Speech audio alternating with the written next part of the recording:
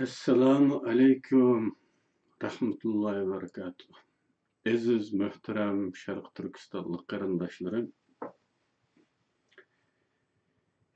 Bugün yeni bir fursat bulup sizler bilen muloqot bulup oturibdimiz. Bunun için Allah'a hamdlar olsun. Aqaqıdan ikramga chiqishimizning sebebi belki yaqin kelgusida jahondachilik ishlari bilan bo'lib ancha ko'p kelinmaydigan bo'lib qolsak, şu boşluğunu doldurish uchun biraz yaqin ekranga chiqishga to'g'ri kelib qoldi.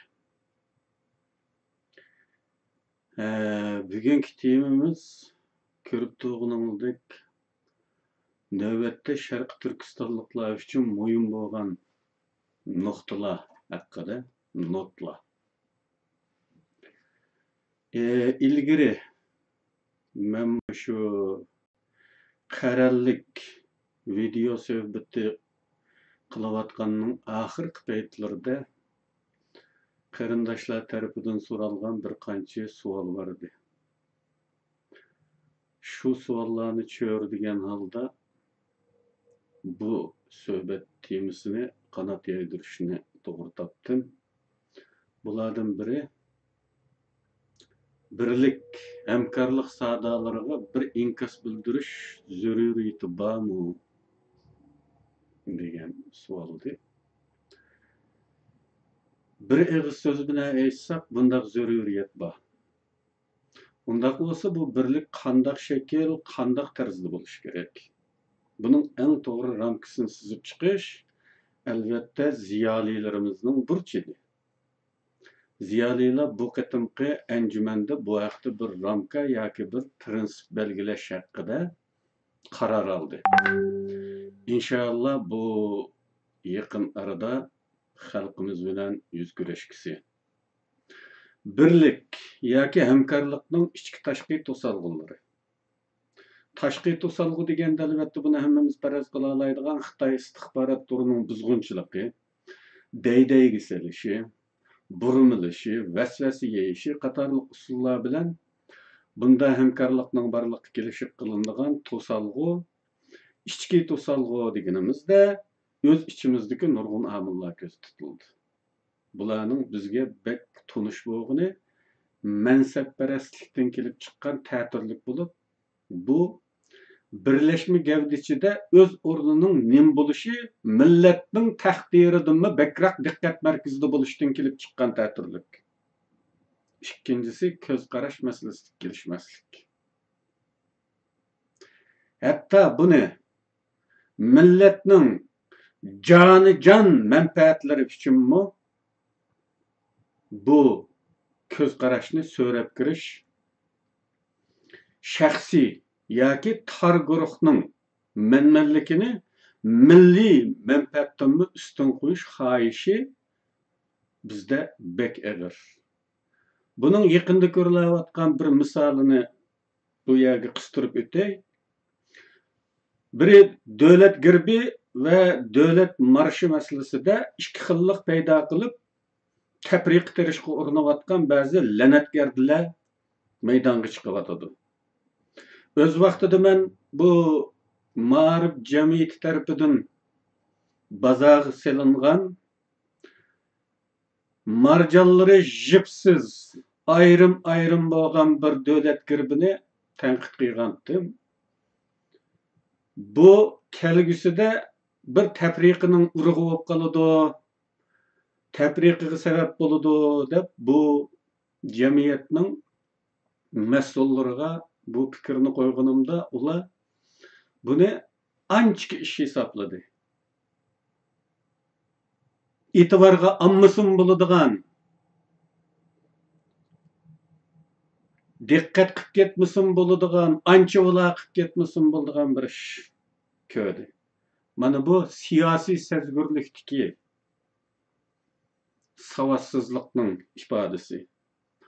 Bundaq jonijon ishlar milletning simvoli bo'lgan bu narsalarga qilingan bu balalarcha muomala, bu chaqchaq tipidagi muomalalar mana faraz qilganimdek bugun tafriqiga sabab bo'layotdi. Qurultaychilar va uning atrofidagilar bu jiplar bilan bog'lanmagan xuddi Chechelan Uyg'urlarni tamsil qilamdiki, bir-biriga ittifoqlashmaydigan Uyg'urlarning simvolimiki u jip bilan bog'lanmagan marjonlar bilmayman. Buni bozorga sanmoqda. Va yana bir noziklashtirilgan, xedimlashtirilgan yana bir davlat marshimi o'tirdi kezmekte. Bu talashadigan masalami qarindoshlar. Mushunchilik ishdan inoat chiqib ketamdi bu ablahlarning. Buni talashib, bu tafriqa, bu ziddiyatga zimin hozirlaganlarga la'natlar olsun. Bularni la'natgarda hayvonlar deyishdan boshqa sifatlash ketmaydi. Bu arliqqa Xitoy cho'qim qistirildi va ikki tarafni teng kuch ko'tib tugumas bir balo qazoning beshi bo'ldi bu. Tez arada o'zgartirilmaydigan bo'lsa ko'rib turibsizlar. Bu cho'ng bir balo qazoning boshlanishi bo'lib qoladi. Mana birlik mana shunday sabablardan amalga oshmasligi mumkin. Ko'z qarash masalasida kelisholmaslik masalasini hal qilishning yaxshi choralari qarindoshlar tarafidan o'tirib qo'yilyapti. Ba'zi qarindoshlar buni o'tirib qo'yyapti. Biz bularni e'tibor oladiganlar bo'lsak, bu jihatdagi ziddiyatlarning hal bo'lishida gap yo'q. Yana bir to'salg'i vakillik salohiyati masalasidagi ishtaha. Xalqimiz bugungacha biror tashkilotga birdan bir vakilimiz degan salohiyatni berib boqmadi. Shundoq bo'lishiga qaramay o'tirib qo'yilayotgan bunday salohiyat iddaosi eng muhim to'salg'ilardan biri bo'lib, bu iddao oqibatida boshqa mavjud tashkilotlarning salohiyati, o'rni, roli inkor qilinadi yoki inkor qilishga to'g'ri keladi. Endi bugun ta'kidlanayotgan birlik hamkorlikni ishga oshiramizmi deydi ekanmiz. Bu birlik ichida hamma tashkilot yoki to'plar teng huquqli salohiyatni ko'rilishi zaruriy bo'ladi. Bu teng huquqli tashkilotlar va to'plar tarafidan e'tirof qilingan yoki saylangan birlik organlar eng ust qurilma bo'ladi. Yoki piramidaning cho'qqisi bo'ladi. Sharq Turkistondan iborat egilik huquqli bir davlatning da'vosini emas, ikkilamchi da'vo mazmunlari bilan bo'y ko'rsatayotgan tashkilotning har qanday birdan bir vakillikdan lop atmasligi kerak. Agar vatan millatga kuyindiganligi rost bo'lsa, oldi bilan o'z nafsini qurbon berishi zarur bo'ladi. Chunki bir davlatning davosini bir millatning davosiga aylantirishning o'zidila hududiga yetkili olmaydigan uttirish mavjud ekan. Endi kishilik huquq, demokratiya degandeklar bilan maydonga keladigan ziyonni mo'lcharligi olmaydi. Bu da'vodagilar faqat ikki xil kategoriyada bo'lishi mumkin. Ya nima qilayotganligini bilgudek kapasitesi yo'q. Yoki allaqachon dushmanning kontrolligiga tushib qolganlar. Umma bo'ladi. Yani demokratiya, kishilik huquq, palampokin deganlar. Umma bo'ladi. Ama birdan bir vakili iddaosidan voz kechib, buni bir xil metod sifatida olib borsa bo'ladi. Endi ko'z qarash masalasini talashmaslik, har kim o'zininkini to'g'risi mushu deb kajlik qilmaslik uchun birlik ichida ko'z qarash va ko'rash usuli haqida talash tartish qilmaslik prinsip qilinishi kerak bo'ladi. Har kim o'z qarashini saqlab qilishi qabul qilinadi, faqat ish taqsimotida.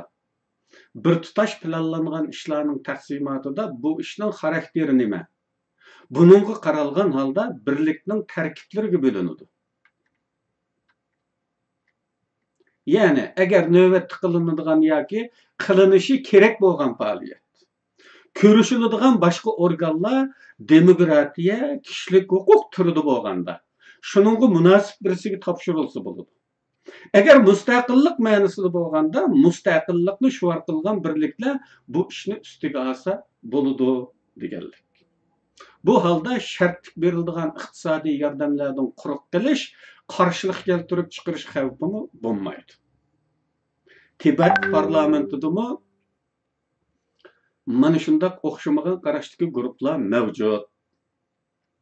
Bununla göre taraflar ortak qabul qila oladigan bir hamkorlik loyihasi o'tirib qo'yish yoki qo'ya olmasligimiz birlikning amalga oshmasligini belgilaydi. Ikkinchi, Uyg'urlarda davlatchilik engini qayta tiklash yoki tirildirish uchun nimalar qilinish kerak? Nimalar qila olamiz degan savol. Bunu ben köp qatim o'tirib qo'yayotman tashviqot masalasini. Yana bu yerda ta'kidlayman va bundan keyingi videolardami texmi ichkirlayman bu masalaga. Buni tashviqotni planlash, darsliklarni planlash orqali qilishga bo'ladi. Tashviqotni planlash. Qarindoshlar, tashviqot planli bo'lishi kerak. Nimani desa, nima natija kelib chiqadi? Nima oqibat kelib chiqadi? Buni oldin bilishimiz lozim. Shuningga ko'ra tashviqotning chig'irini sizib chiqamiz. Darsliklarni planlaymiz. Masalan, şu anda dunyodagi hali ko'p davlatlardagi Uyg'urlar bolalarga Uyg'urcha o'rgatadigan kurslarni ochib Uyg'urcha darsliklar tuzib chiqilyotadi. Allah razı olsun, ko'p sonli qarindoshlar bu darsliklarni bir milliy mafkura yetildirish prinsip asosida tuzyotadi. Ammo ba'zi tejmallar bolalarga o'zimizning qarashini tangsoq bo'lmaydi degan atalmış erkinlik, kishilik huquq sapsatillariga tayinib amaliyotda o'zining ko'nglida kirib olganligi uchun bolalarga buni yuqtirmaymiz degan tarzda tuzayotganlarmi bor. Mana shunday qilib darsliklarni planlash orqali qilishga bo'ladi. Tashviqot qanday planlanadi? Tashviqotni planlash uchun bilib olishga tegishli nuqtalar nimalar? Ben bir yerde o'zimning ko'z qarashlarini deyishdan burun tashviqotni nihoyatda muvaffaqiyatli elib berib butun bir millatni, butun bir davlatni o'ziga o'xshash o'ylaydigan holatga keltiradigan bu natsistlar Germaniyasi davridagi tashviqotlarni misol qilaman va buning ustunlari bo'lgan kishilarning tashviqot haqidagi gaplarini naql keltiraman. Gitler kurashlarimda tashviqot to'g'riliq shularni deydi. Tashviqotning haqiqat izlash vazifasi bo'lmaydi. Shundaqla haqiqatni yeyish vazifasi yo'q. Tashviqot ma'lum guruhning idealini yayidi va bu navbatdagi haqiqatdir. Ya'ni bizga nisbatan aytgan vaqtida biz Sharq Turkistonliklarga Xitoyning dushman ekanligini, vatanimizni besib olganligini, Sharq Turkistonning aslida egilik huquqliq bir davlat ekanligini va buning bizning vatanimiz ekanligini tashviqot orqali yayimiz. Bu biz uchun haqiqat bu. Dunyo uchun emas, biz uchun haqiqat bu. O dunyoning nima deb qarashi, Xitoyning nima deb qarashi qat'iy nazar. Agar biz tashviqotni planlagan vaqtimizda o'zimizning haqiqatini yayimiz. Falani nima deb qala, Foucault'ni nima deb qala, yoki Pustani buni uqmaydi ekan. Foucault'ni manda desek, qayoqu dedi deganga asosan emas, o'zimizning idealiga ko'ra planlaymiz. Naqlga davom. Teşviqat faqat o'ziga uyg'un keladigan haqiqatlarni izlaydi va ularni tunishtirish vazifasini ustiga olgan bo'ladi. Teşviqat her daim xalq to'piq xitob qilish kerak.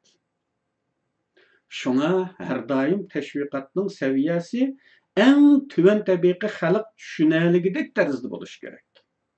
Teşviqatning maqsadi birma-bir ve ilmi ma'noda nafarlarni xabarlantirmak emas. Ommaning diqqatini belgilik hodisalar ve mecburiyetlerinin üstüge tartmaktır. Teşviqat hissiyatga xitob qiladigan bir ish bo'lib, nihoyatda az aqlga xitob qiladi. Ya'ni buni boshqa turli qilib aytganda, teşviqat aqlga emas, hissiyatga xitob qiladi. Teşviqatning mazmuni ilmiy nuqtadan qanchalik oddiy bo'lsa ve ommaning hissiyatiga qanchalik e'tibor bersa, shu qadar muvaffaqiyatli bo'ladi. Teşviqatning to'g'ri xatoligining o'lchimi hargizmi bir to'p tarbiya ko'rgan kishilarni rozi qilganligida emas, balki qozongan natijasidir.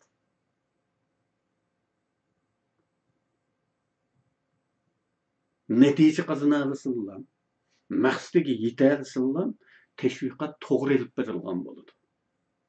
Uningda deyilganlarning ilmiyligi ilmiy xodimlar tarafidan baholanib to'g'ri ya xato deyilmaydi. Ve deyilsimi kuchlik emas. Qozongan natija. Uning to'g'ri xatoligiga hukm qilishning o'lchimi. Ta'sirlik teşviqat cheklik nuqtalarini ta'kidlash kerak.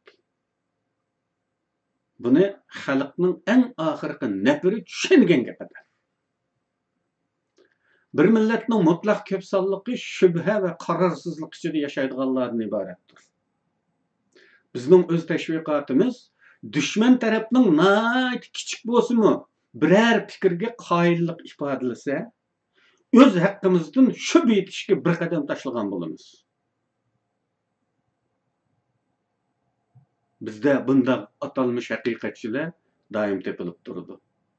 Xitoyning ba'zi teşviqatlardagi nuqtalarning ayrimlarini buğu to'g'ri deb e'tirof qiladiganlar chiqib qoldi. Bu yerda da'vat ediki, dushman tarafning nayt kichik bo'lsa-mu bir fikriga qoyillik ifodalab qolsa, bizning teşviqatimiz o'z haqqimizdan shubha etishga bir qadam tashlagan bo'lamiz. Ya'ni o'z haqqimizdan ketamiz. Bunda bo'lganda omma dushmanning haqsizligi qayerda tugab, bizning haqqimizning qayerda boshlanganligi to'g'risida tekshirishga majburlangan bo'ladi ve endişeге qoladi. Xalqning ko'pchiligidagi fikrlar hissiyotdan tug'ilgan bo'ladi ve bu fikrlar murakkab emas. Bekli oddiy bo'lib, faqat sevgi yoki o'chmanlik. İki kutupluq bo'ladi. Bu mutlaq ko'p sondagi xalqning, odatdagi xalqning hissiyoti, fikrlari murakkab bo'lmaydi. Agar uni felsefelik atalgıda desek, iki kutupluq bo'ladi, haq yoki haqsizlik. O bir narsaga baho bersa, ashuna baho berdi. Ras yoki yolg'on. Bo'lishliq yoki bo'lishsiz. Oq yoki qora. Xalq mana shunda oddiy o'ylaydi. Hech qachon qaramtul yoki oqish degandek ara ranglar bo'lmaydi xalqning fikrida. Hech qachon yerim hissiyot quchirmaymiz. Xalq ana shunda butun suruk fikr qiladi. Ya oq deydi, ya qora deydi. Buni nazarda tutmak lazım. Teşviqat nayt çeklik mevzular bilan muomala qilish kerak. Ve bular davamlı turda tekrarlanishi kerak. Başka barliq ishlarda bo'lganidek, buningdimi sabr va izchillik yoki jahilani ching turish muvaffaqiyatning oldingi shartidir.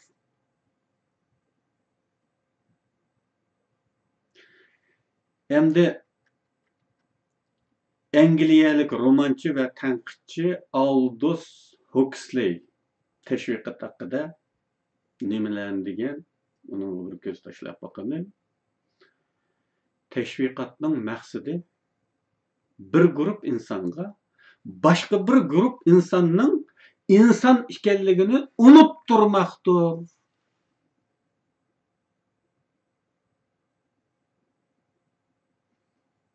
Bunu bir az analiz qilib bakalım qarindoshlar. Her qanday bir millet başka bir millet tarafidan izilgen vaqtida öz içiga qartilgan teşviqatida özüge zulüm selavatqanlarni insan emas qilib sifatlaydi. Yo'qotmoqchi bo'lgan millatni inson emas deb sifatlaydi. Xitoylar bugun Uyg'urlarni öz ichida, ya'ni Xitoy millatining ichida ana shunday tanıtmoqda. Ya'ni yo'q tevassimi bo'ladigan yovvoyilar sifatida ko'rsatmoqda. Bu Aldous Huxley'ning diginiga uygun keladi. Buni biz özümüzün teşviqatını planlaganda qanday qo'llanamiz? Bunu o'ylanmak lazım elbette. Endi teşviqatning ustisi deyishga bo'ladigan natsist teşviqatining bosh memori Joseph Goebbelsning teşviqat haqidagi xotiralarida nimalarni deganligiga qarab boqaylik. Teşviqatning maqsadi to'g'ri bo'lganini so'zlash emas, insonlarni ta'sirlantirmakdir. Qanday? Eng shalliq teşviqat öneri birla asosiy prinsipni aqlda sabit tarzda tutmoqcha muvaffaqiyat qozonolmaydi. Bizga nisbatan nima bu? Birla asosiy prinsip nima bu? Bir dushman, bir nishon. Biz buni sabit esimizde tutamiz ve bunu xuddi bir xamanning mumusdek tiklib olib turib, bunun etrafida qatamiz bu xamanni. Bir dushman, bir nishon. Özünü bir qancha nuqta bilan cheklash ve bunu sonsuz qitim tekrarlash kerak. Bizmi her zaman, her sözümüzün başında, her sözümüzün ahırida, her sözümüzün o'tirisida bir dushman, bir nishon deganni ta'kidlab turishimiz kerak. Agar yetarlik darajada bir yolg'onni so'zlasang va bu yolg'onni ching tursang, oxirida insonlar sana ishonishga boshlaydi. Bu haqda Xitoylarning bir temsili var. Yolg'onni 3 qitim takrorlasang, rostga aylanur degan. Demek bu bir yerden chiqyapti. Muvaffaqiyat muhim narsa. Teşviqat o'tirchi aqllarning temisi emas. Texmi ko'proq amaliylashtirigichlarning temisidir. Suyumlik yoki nazariya jihatdan to'g'ri bo'lishi kutilmaydi. Siyasi nutqning maqsadi insonlarni o'ylaganlarimizning to'g'ri ekanligiga ishontirmakdir yoki ma'qul qilmoqdir. Chet yaqida Berlindagidan boshqacha so'zlayman. Beyrutda so'zlasam, Faris Xolda so'zlaganimdan farqli narsalarni so'zlayman. Bu amaliyotning ishidir, nazariyaning emas. Teşviqat ommabop bo'lishi kerak. Aqliy jihatdan zo'qlanarli bo'lishi kerak emas. Aqliy haqiqatni o'tirib qo'ymak teşviqatning ishi emas. Bir narsani qanchalik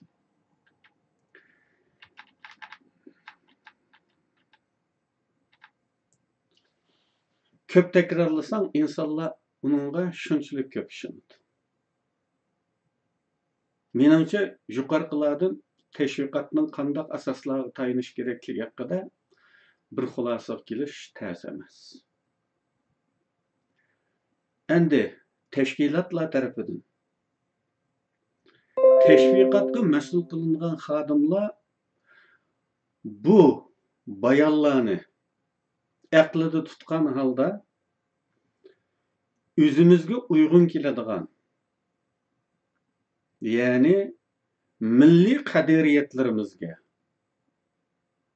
milliy qimmat qarashlarimizga, kültürümüz, medeniyetimizga uyg'un keladigan bir teşviqat planini tuzib chiqishi lozim bo'ladi. Endi mening xalqimizning o'yg'oq sinfiga, teşviqatchilarga tavsiyam ketib bayroq kompaniyasi qilish lozim. Bayroq kuni, Xitoylarni la'natlash kuni degandeklarni elib berish, musobaqa uyushtirish, bayroq sevgisi hosil qilish uchun bolalarga til kurslarida bayroq sizdirish, bayroq haqida hikoyalar so'zlab berish, bayroq, qahramonlik, vatan, millat hukmlarini takrorlab turish kerak. Teşviqatda ko'zda tutiladigan maqsad düşman teşviqatining ta'sirini, düşman to'plamining chidash kuchini sundirish. Tarafsiz davlatlarni qarshisiga olmaslik. Düşmanga qarshi nafratni boshqa to'plam, boshqa davlat kishilariga yuqtirishga tirishish. Ya'ni biz boshqa millatdan bo'lgan do'stlarimizga, boshqa davlat kishilaridan bo'lgan do'stlarimizga xuddi bizga o'xshash Xitoyga nafratlanadigan hissiyatni yuqtirishga tirishishimiz kerak. Her daim Xitoyning insoniyatsiz qilmishlarini so'zlash orqali va buningga amaliy misollarni, hikoyalarni so'zlash orqali ularning voqeasini keltirib o'tish lozim Xitoyga qarata. Men bu munosabat bilan bir misolni deb o'tay. O'tganda bu Facebook'ta bir resim ve resimning ostida qisqagina İngilizce bir bayonni ko'rdim. Resimda ikki Xitoy saqchisi ve bir Uyg'ur mo'may var. Tegiga yozilgan İngilizce tushuntirishda Xitoylar 90 yoshdan oshgan mo'maynimi natsist formasındaki kamplarga band qilmoqda. Vaholanki natsistlarmi bu qadar qilmaganti deganlar tushuntirish yozilgan. Bu o kadar ta'sirliki bu. O'ylab bakinglar. 90 yoshdan oshgan bir mo'may. Bu yerdagi ta'sir nuqtasining birisi bu. İkincisi natsistlarmi bu derecede emasdi. Buncha ular zolim emasdi degan nuqta. Mana shunday resim ve bu resimning ashunday tushuntirilishi her davlatdagi Uyg'urlar tarafidan shu davlatning tilida yeyilish kerak bu. Doim yeyilish kerak. Bu düşmanga qarshi nafratni başka millet kişileriga, başka devlet kişileriga yuqtirishning eng yaxshi metodlardan biri. Biz kelgusida uchur urushi, teşviqat, psikologiyalik urush qatorliq temalarda tekrar so'zlaymiz ve bu chog'da yana bunday misollarni tilga olishimiz mumkin. Qarindoshlar, teşviqat ana shunday. Biz teşviqat desa ilgirladi vatanda nimani teşviqat deb bildik? Kommunistlarning qandaqdi 12-chi qurultiyi yoki 12-chi umumiy yig'ini haqida joylarga tushadigan xizmat guruhlari elib boradigan majlislarda sözləndiğən və varaqlarda taqıtıldığını təşviqat deb bildik. Təşviqatның türü acayip köp. Hatta tovar e'lonlarini təşviqatga kirdi. Bunu biz kelgüsüdə texmi təfsili toxtaldığımız üçün bu yerdə şunun bilan kifoyalanamiz. Endi 3-cü sual. Qayta şekillendirishga qarshi qayta shakllantirish. Ya'ni anti qayta shakllantirish uchun nimalar qilish kerak?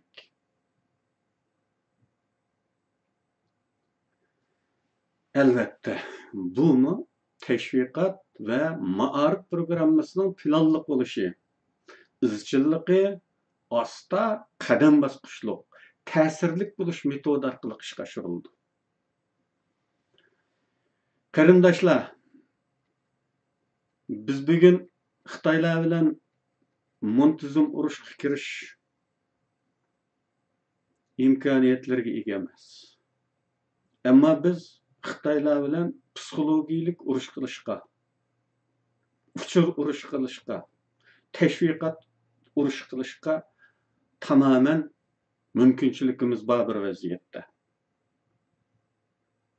Ammo bu bizning tordan qanday foydalanishimiz, telefon toplaridan qanday foydalanishimizga bog'liq. Bu qanday oqibatni keltirib chiqardi deganni o'ylamayla har narsani to'pqa qo'yaveradigan, to'rga qo'yaveradigan bo'lsak, biz yaxshi unum qozonolmaymiz qarindoshlar.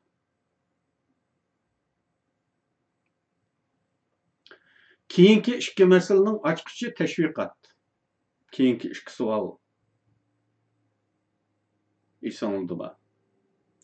Bu ortaqlıq, yani her ikisi de teşviqatның keraklikligi, teşviqatның vasita, teşviqatның qural bo'ladiganligi, ortaqligi diqqatni tortadi. Yani her ikisi de teşviqat vasitasi bilan maqsadga yetiladi. U holda teşviqat to'g'ri planlanishi, avval deyildigan bilan keyin deyildiganni almashtirib qo'ymaslik kerak. Navbatda xolis teşviqatchilar nurg'un. Uyg'urlarda xolis teşviqatchilar nayt ko'p. Qaratmalıqı bo'lgan teşviqat emas, oldin planlangan teşviqat emas. Diptengisiga utuq yagin chiqilayotgan teşviqat. Şuna bunda teşviqatlarning iddia qalaymaqanchilik terishdan boshqa roli bo'lmaydi qarindoshlar. Bunga diqqat qilaylik. İstiqiylik tarzda maydonga chiqqan Uyg'ur matbuotlari qandaqdir tarafsizlik prinsipi devilingan bir nimaga esilib olib, her narsani xabar qilish, her narsani taqitish bilan shug'ullanmoqda. Bizning amaliyatimiz uchun tarafsizlik mavzu bahis emas, qarindoshlar. Teşviqatchilik qilayotgan qarindoshlar diqqat. Bizning amaliyatimiz uchun tarafsizlik mavzu bahis emas. Qaratmalıqı bo'lish, maqsadlik bo'lish, ma'lum ko'z qarashni yeyishni o'ziga maqsad qilgan bo'lish kerak. Mana shunday qilgandilar, bu matbuotlardan foydalanib, anti qayta shakllantirish elib bag'ili bo'ladi va buningdan unum qozongan bo'ladi. Qarindoshlar, hammanglarga rahmat. Kelar qatim ekranda ko'rishguncha Alloh hammanglarni aman qilsin.